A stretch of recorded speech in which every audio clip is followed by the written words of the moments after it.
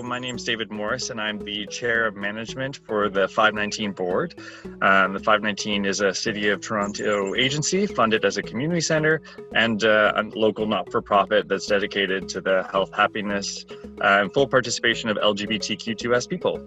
So who is the community that 519 serves? Yeah, so the 519 has two communities that we consider as our core constituents. The first is the local community immediately around the 519.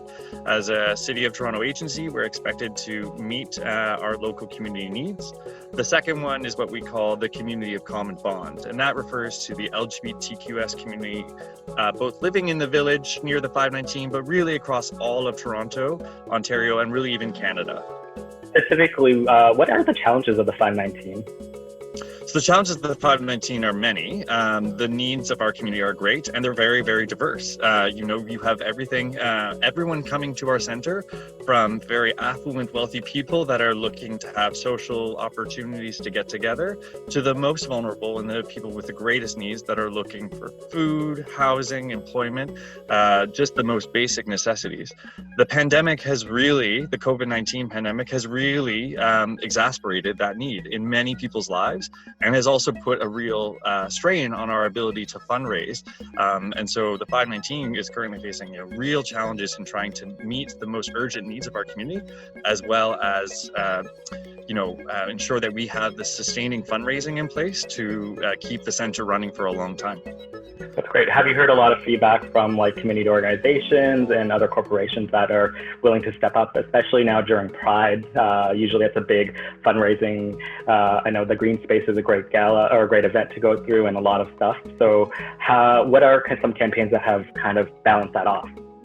Yeah, it's been amazing to see a lot of third-party fundraising has materialized. A lot of corporate donations, corporate sponsorship opportunities have materialized. I think that people recognize that the pandemic is really harming people that are vulnerable and in desperate need, and so they look to organizations like the 519 to meet that need. And we've been really fortunate to receive, hundreds of thousands of dollars directed to us through different corporations or corporation ERGs that are doing third-party fundraisers for us. So we've been really, really blessed, but the need is still there. The gaps are still there. We've lost, millions of dollars in funding over the last little while, either related to provincial cuts or, challenges in getting access to other funding sources. So we are grateful for the support that we're receiving, but we know that there's still a lot more.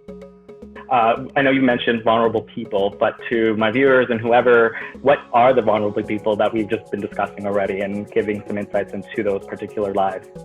Yeah, right. To ask the question, what does that really mean? And so, it could be people who are experiencing homelessness. LGBTQ seniors are another really affected group, as well as newcomers and refugees, and trans and non-binary folks, and particularly trans women of color and or sex workers are really some of the core constituents of folks that we are trying to support and come around through this tough time. And you just brought up a good point too about the recent events have gone on. So we talked about COVID-19 already, but also with the Black Lives Matter movement and anti-racism.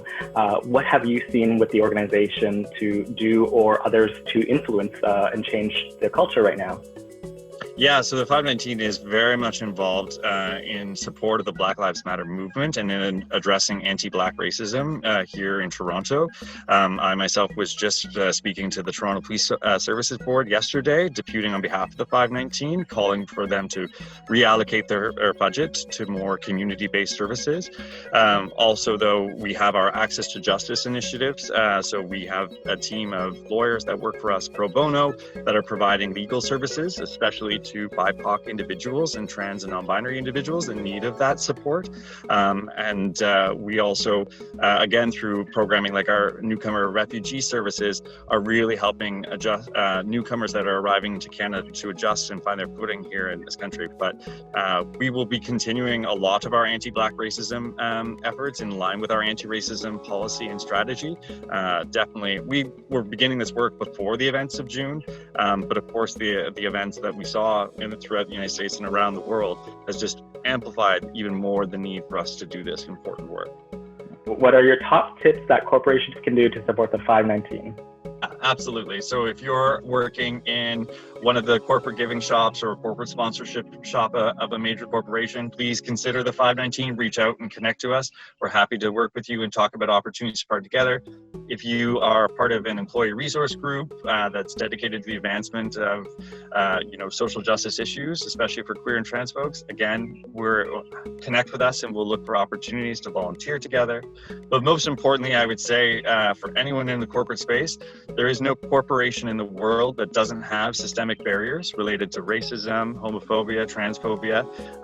So please open yourselves up to that, acknowledge that, and start looking very hard at yourselves about how you can make a difference and make a change. So that would be the biggest piece of advice I could give you. Perfect. Thank you, Dave, for contributing and actually sharing the knowledge that you have today.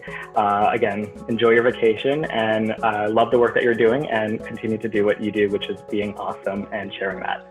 Awesome. Thanks so much, Marcos.